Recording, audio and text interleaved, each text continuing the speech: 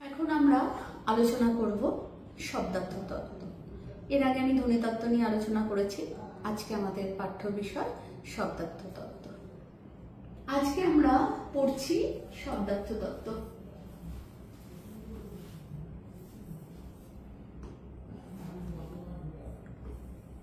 তোমরা শব্দার্থ তত্ত্ব নিয়ে একটুখানি তোমাদের ভাবতে বলতে হবে কেমন ব্যাপারটা।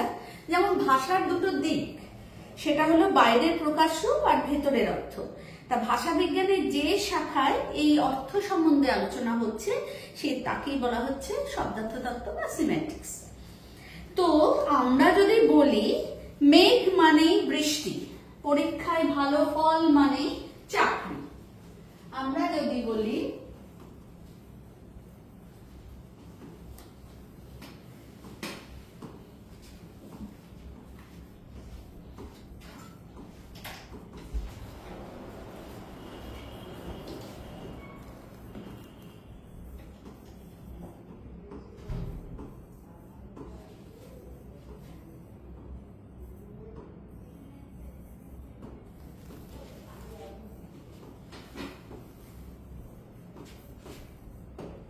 এইটার মানে যদি আমরা এইভাবে বলি, এটা একটা হবে যে দেখো ইঙ্গিত। যদি আকাশে মেঘ হয় তার মানে আমরা বুঝতে পারছি যে বৃষ্টি হবে, এটা একটা ইঙ্গিত দিয়ে বোঝানো হচ্ছে। আবার কোনোটাতে হচ্ছে যেমন পরীক্ষায় ভালো ফল মানেই চাকরি, তার মানে এটা হলো কার্য কারণ সম্পর্ক। তুমি যদি ভালো কাজ করো মানে ভালো ফল করো, তাহলে অবশ্যই তোমার চাকরি হবে। এইভাবেও কিন্তু আমরা একটা প্রকাশ হচ্ছে। কিন্তু যেটা হলো মূল শব্দার্থ, যেটা যখন আমরা আলোচনা করি তখন শুধুমাত্র শব্দের আলোচনার মধ্যে এটা সীমিত নয়। এখানে আমরা অন্য অনেক ভাবে বা বৃহৎ অর্থতেও আমরা ব্যবহার করছি। যেমন শব্দার্থের সংজ্ঞা বা শ্রেণীবিভাগ নিয়ে বিভিন্ন ভাষাতাত্ত্বিকদের বিভিন্ন মতামত আছে। এ সত্ত্বেও বলা যেতে পারে শব্দার্থকে প্রধানত দুটি ভাগে ভাগ করা হয়। একটা হলো সাধারণ অর্থ আর একটা হলো নিদর্শন। একটা হলো সাধারণ অর্থ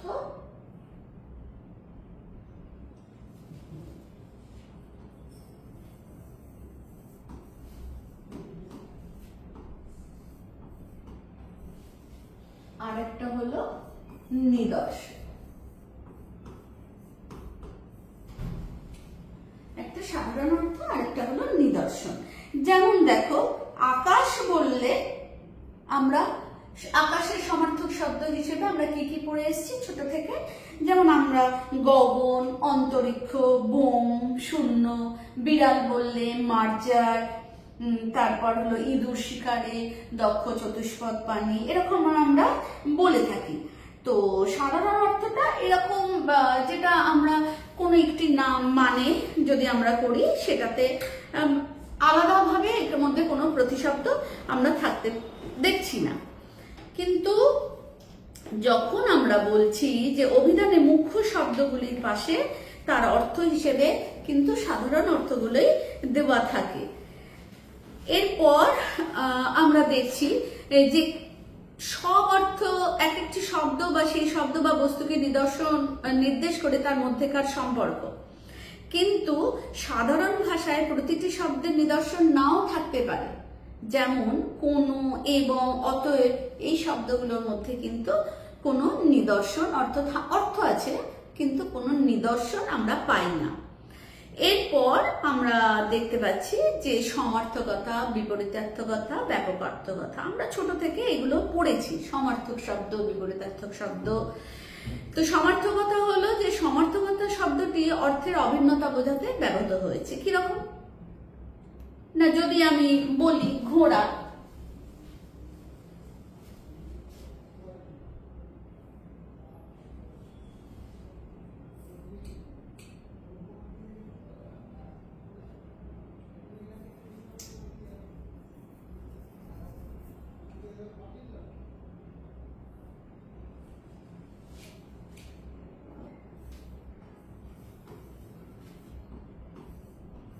ঘোড়াকে আমরা কি কি বলতে পারি? একটা বলতে পারি অশ্ব, একটা বলতে পারি ঘটক। মা হলে জননী, মাতা। ঘোড়াকে কি বলতে পারি? একটা হলো অশ্ব আর একটা হলো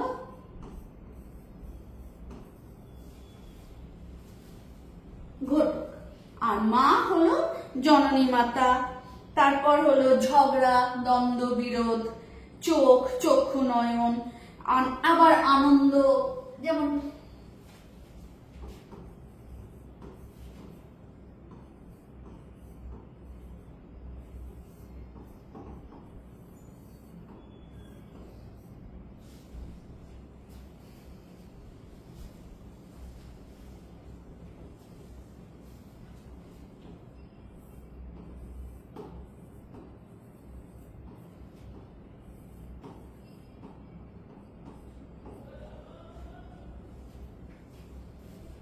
হর্ষ, পুলক, হরস,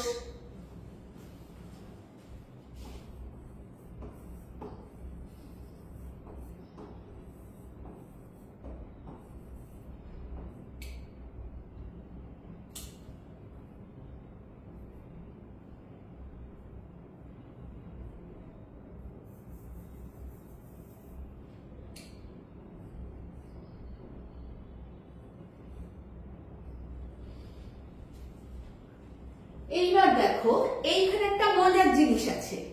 আমরা সমার্থক শব্দ বলছি কিন্তু কখনোই মানে সম্পূর্ণ এক হয় না। তুমি বাঁদিকে তোমরা দেখো, বাঁদিকে যেটা ঘোড়া, মা, আনন্দ বা যদি নদী, পর্বত এগুলো কথাগুলো বলি, সেগুলো কিন্তু আমরা চলিত ভাষায় ইউজ করছি, ঠিক আছে? আর ডান দিকে চলিত কথ্য ভাষা। আর ডান দিকে যেগুলো বলছি, যেমন ঘোড়ার পরিবর্তে অশ্ব, ঘটক, জননী, মাতা, হর্ষ, পুলক, এইগুলো কিন্তু আমাদের মূলত আনুষ্ঠানিক বা কাব্যিক ভাষা। তুমি কি কখনো বলবে যে আমি অশ্ব চড়ে যাচ্ছি? কখনো নয়, ঘোড়ায় চড়ে। আমরা যদি বলি যে ঘোড়ায় চড়ে বিয়ে করতে এলো, আমরা কিন্তু বলবো না অশ্ব চড়ে বিয়ে করতে এলো বা ঘটক চড়ে বিয়ে করতে এলো। তা আমাদের এইগুলো যে আমার আজকে ভীষণ আনন্দ হচ্ছে, আমি বলবো না যে আমার খুব হর্ষ হচ্ছে, কিন্তু কবিতার লাইনে এটা হর্ষ পাবো, পুলক পাবো, বা কাব্যের কোনো লেখাতে আমরা অশ্ব পাবো, ঘটক পাবো, এইগুলো আমরা পাবো। তো এইখানে সমর্থক শব্দগুলি এইখানে তাদের মধ্যে ব্যবহারিক দিক থেকে আবার পার্থক্য এখানে থেকে যাচ্ছে। একটি শব্দের বদলে অন্য শব্দের ব্যবহার এই সব জায়গাতে চলছে না। এরকম যেমন সমার্থক শব্দগুলোর আবার আলাদা উপভাষার অংশ। যেমন দেখো নৌকা, নৌকার আর একটা কথা হলো নাও, নাও বাইয়া যায়। তো এই নাও কথাটা, বা কুড়ি, কুড়ি হলো 20, জল, পানি, বিড়াল, মেকুর, কাকা, চাচা, ঈশ্বর, আল্লাহ। তো এই যে আলাদা যেগুলো বলছি, যেমন নৌকা, নাও, কুড়ি, 20, এইগুলো কিন্তু সবসময় এগুলো আলাদা উপভাষার অংশ। বেশিরভাগ মাঝি মাল্লারা ইউজ করে নাও, মানে তারা এই নাও কথাটা বলে। আচ্ছা, বিড়াল, মেকুর আমাদের বাংলার যে মানে রাঢ়ী ভাষার মধ্যে মেকুর কথাটা খুব সহজে কেউ বলে না। তো পানিও আমরা রাঢ়ী ভাষাতে আমরা ইউজ করি না। তো এটা হলো আলাদা আলাদা উপভাষার অংশ। আবার দেখো তোমরা যদি বলো যে অপূর্ব, অপূর্ব শব্দের সমর্থক শব্দ কি কি হতে পারে? অদ্ভুত, আশ্চর্য, অলৌকিক, অপরূপ, বিস্ময়কর। কিন্তু এর ব্যবহার যদি করি দেখো তখন কতটা আলাদা মানে হয়ে যাবে। যেমন বলছে তিনটে উদাহরণ যদি তোমরা দেখো,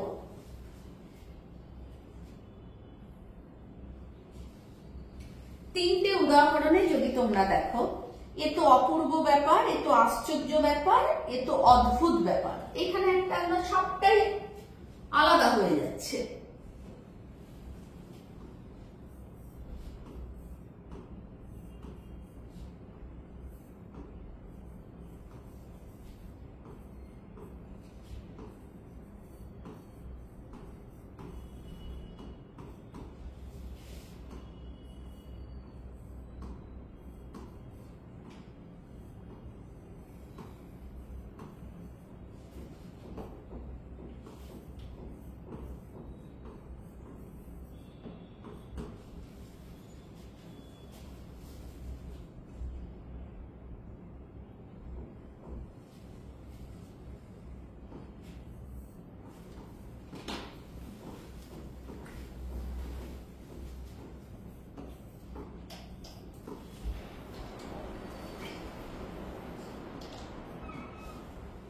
দেখো তোমরা দেখো এইখানে কতটা আমরা আলাদা দেখতে পাচ্ছি। দেখো প্রথম বাক্যটিতে যখন অপূর্ব শব্দটা বলছি তখন এটা প্রশংসাসূচক। এই যে প্রথম বাক্যটিতে অপূর্ব ব্যাপার, এটা কিন্তু একটা প্রশংসাসূচক।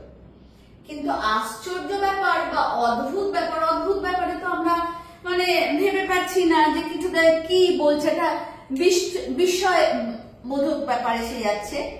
আবার দেখো আশ্চর্যটাতেও আমরা দেখে যাচ্ছি কি আশ্চর্য, একটা অন্যরকম ভাবেও বলতে পারি, আবার বিরক্তি সূচক ভাবেও বলতে পারি। তাহলে সমার্থক শব্দ কিন্তু বলছি অপূর্ব, কিন্তু তার দেখো ইউজটা হচ্ছে মানে আমরা যখন কোনো কিছু ব্যবহার করছি সেখানে কিন্তু সমার্থক শব্দগুলো এটা সব একই রকম হচ্ছে না।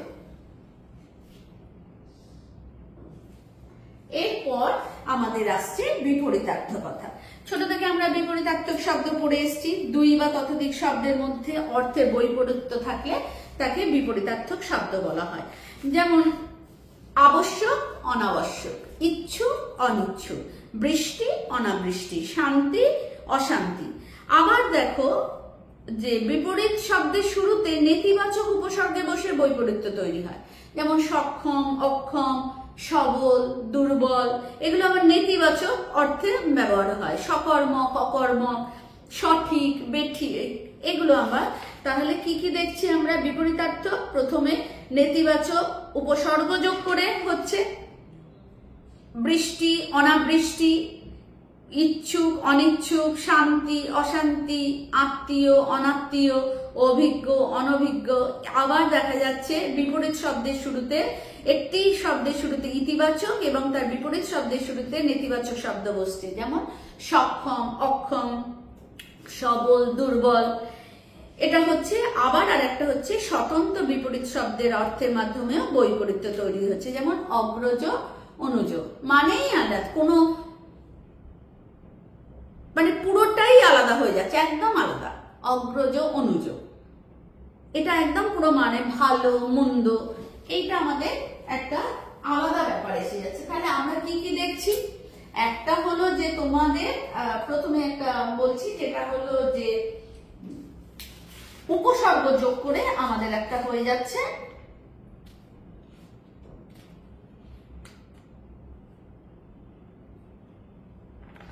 নেতিবাচক উপসর্গ, যেমন আবশ্যক অনাবশ্যক।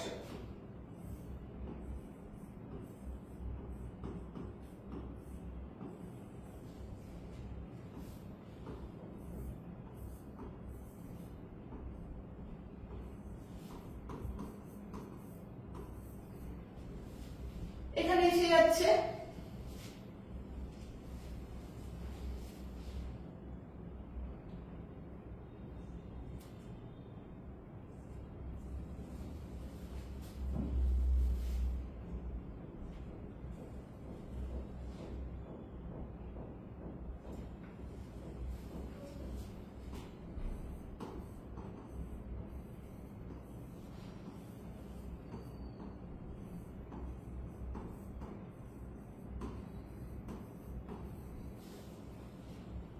এখানে আমরা বুঝতে পারছি যে এটা আলাদা। এরপর দেখো এর সঙ্গে কিভাবে আমরা একটা শব্দের শুরুতে ইতিবাচক দিচ্ছি, আবার তার বিপরীতটা দিচ্ছি নেতিবাচক। সেটা কিভাবে হচ্ছে দেখো, সক্ষম,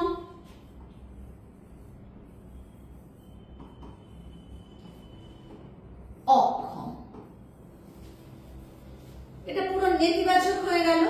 তারপর হলো সঠিক, বেঠিক,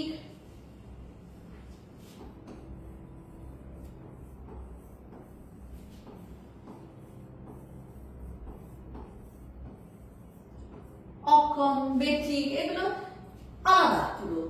এরপর যেটা দেখছি একদম অন্যরকম হচ্ছে বিপরীত, সেটা হলো একেবারে অন্যরকম হয়ে যাচ্ছে, সেটা হলো অগ্রজ।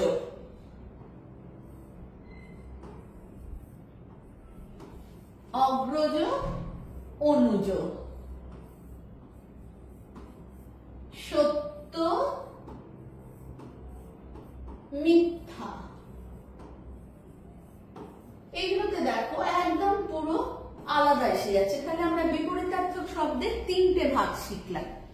এরপর আসছে ব্যাপকার্থকথা। ব্যাপকার্থকথাটা ব্যাপারটা কি না, এক্ষেত্রে একটি শব্দ অপর শব্দের মধ্যে অন্তর্ভুক্ত থাকে। এটা খুব ইম্পর্টেন্ট, এটা খুবই ভালো একটা ব্যাপার। ব্যাপকার্থকথা, যদি তুমি রং বলো, রং বললে আমরা কি কি পাই? লাল, কালো, নীল, সবুজ ইত্যাদি, অনেক অনেক অনেক বিভিন্ন রকম কালার মিক্স করেও আমরা পেতে পারি। আবার তোমরা দেখো আসবাবপত্র যদি আমি বলি,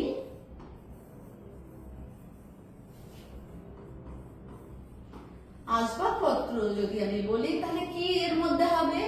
চেয়ার, টেবিল, বেঞ্চ, এটা আমরা দেখতে পাবো এর মধ্যে পড়ছে। ফুল বললে গোলাপ, জুঁই, এগুলো আমরা পাবো। তো এর মধ্য দিয়ে কি হচ্ছে যে আমাদের কোশ্চেনটা কিন্তু এর মধ্যে থেকে হতে পারে। মনে করো 4টে অপশন দেয়া রইল, আসবাবপত্র নিয়ে বললো, কোশ্চেন হতে পারে যে নিচের কোনগুলি আসবাবপত্রের অধীনে। 4টে অপশন দেওয়া রইল, এক একটা অপশনে রইল, কোনোটাতে রইল লাল, কালো, চেয়ার, টেবিল, কোনোটাতে রইল গোলাপ, জুঁই, নীল, সবুজ, কোনোটাতে রইল টেবিল, চেয়ার, খাট, আলমারি। তো আমরা যখন এটার উত্তরটা করতে যাব, আমার যদি মাথাতে থাকে যে ফুল বললে বা রং বললে বা আসবাব বললে কোনটা বোঝায়, তাহলে আমরা ঠিক তার মধ্যে থেকে খুঁজে বের করে দিতে পারবো। এখানে আমাদের এইগুলো হলো ব্যাপকতর অর্থে বোঝাচ্ছি। এরপর একটা বিশেষ ব্যাপার হলো, সেটা হলো থিসরাস। থিসরাস হলো একটা নিদর্শন। কিরকম না, থিসরাস শব্দের উৎপত্তিগত অর্থ হলো রত্নাগার। ভেরি ইম্পর্টেন্ট, থিসরাস কিন্তু খুব ইম্পর্টেন্ট, এটা আমাদের জানতে হবে। সংস্কৃত ভাষায় লিখিত প্রথম অমর কোষ এর উদাহরণ। 1805 সালে পিটার মার্ক রজেট এই ধরনের অভিধান রচনা করেছিলেন এবং 1852 সালে তা প্রকাশিত হয়। এই রজেটের থিসরাসই প্রথম আধুনিক থিসরাস। যদি মনে করো যে তোমাকে বলা হচ্ছে তুমি আপেল শব্দটা তুমি ভুলে গেছো, আপেল শব্দটা তুমি ভুলে গেছো, এইটা তো তুমি ওই রজেটের বা ওখান থেকে তো তুমি খুঁজে পাচ্ছ না, তখন তোমার মনে পড়বে যে তুমি শুধু ফলটা একবার খুঁজে দেখো, ফ্রুট। তুমি যে ফ্রুট খুঁজলে ওর মধ্যে কিন্তু তুমি অ্যাপেলটা পেয়ে গেলে। তাহলে আপেলটা তুমি ওর মধ্যে যখন পেয়ে গেলে, তাহলে তোমার মানে ওই ফ্রুটের গুচ্ছের মধ্যে তুমি পেয়ে যাচ্ছ। তো এই থিসরাস মানে অভিধানের মতো শব্দের অর্থ বলে শুধুমাত্র অর্থ যে অভিধানগুলোতে আমাদের বাংলা অভিধানে সেরকম ভাবে নয়, এইখানে শব্দগুলো বর্ণানুক্রমিক ভাবেও সাজানো থাকে না। থিসরাস এমন একটা রেফারেন্স বই যেখানে কাছাকাছি শব্দের অর্থগুলো একটি গুচ্ছের মধ্যে থাকে, যেমন অ্যাপেল, অরেঞ্জ, ব্যানানা, এগুলো সব ফ্রুটের মধ্যে চলে আসবে। এইরকম ভাবে আমরা ওখানে খুঁজতে পারি। এরপর আসছে প্রয়োগতত্ত্ব। সমাজের বিভিন্ন ভাষার ক্ষেত্রে ভাষার ব্যবহার বা ভাষার অর্থের ওপর যে প্রভাব ফেলে তা আলোচনা হয় প্রয়োগতত্ত্বে। এবার দেখো, আমি তোমাকে যেতে বলছি, তোমাকে নয়। তাহলে নিশ্চয়ই এখানে দুজন আছে, একজনকে বলছে যেতে আর একজনকে বলছে যাওয়া নয়। কিন্তু এটা কে বলছে, তেমনি তো সেটা হলো চোখের দৃষ্টি দিয়ে হচ্ছে, কথা দিয়ে তো মানে আঙুলের নিদর্শন ছাড়া তো এটা বোঝা সম্ভব নয়। তা ভাষার বিশ্লেষণের মাধ্যমে উক্তিটির অর্থ বোঝা যাবে না। বা কটা বাজে, রবি তো বাড়ি এসে গেছে, এইগুলো যোগাযোগ ভাষা বিশ্লেষণের মাধ্যমে কিন্তু এখানে দেখা যায় না। তাহলে কেবল ভাষা দেখলে প্রশ্ন বা উত্তরে কোনো যোগাযোগ নেই বলে তোমার মনে হবে, কিন্তু এই ধরনের কথোপকথন সাধারণ ভাষায় প্রায়শই শোনা যায়, আমরা কিন্তু বলি। কারণ এই ক্ষেত্রে বক্তা এবং শ্রোতা কিছু সাধারণ বিষয় অবগত থাকার ফলে উক্তির অর্থ নির্ধারণ সম্ভব হয়। ওপরের উদাহরণে বক্তা এবং শ্রোতা দুজনেই জানে যে রবি কখন আসবে এবং রবি কখন যাচ্ছে। তো এই ব্যাপারটা হলো এর মধ্যে অর্থপূর্ণ। এরপর আমরা মেনলি যেগুলো আমরা পড়ে থাকি খুব ইম্পর্টেন্ট, সেটা হলো শব্দার্থ পরিবর্তনে সবক। আমরা 5টা ভাগ করব। একটা শব্দার্থের প্রসার, একটা শব্দার্থের সংকোচ, একটা শব্দার্থের রূপান্তর, একটা শব্দার্থের উৎকর্ষ, একটা শব্দার্থের অপকর্ষ। শব্দার্থের প্রসার কিরকম তোমরা বলো? তোমরা ছোটবেলায় পড়েছো, অনেক রকম ভাবে পড়েছো। যেমন সময়ের পরিবর্তনের সঙ্গে সঙ্গে কোনো শব্দকে আমরা যে মূল অর্থ থাকে তার থেকে অনেকটা বড় অর্থে ব্যবহার করে থাকি। যেমন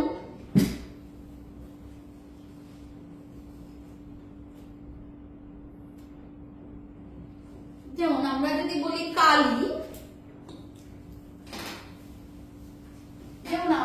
বলি কালী, এই কালী আগে অর্থ ছিল কালো রঙের,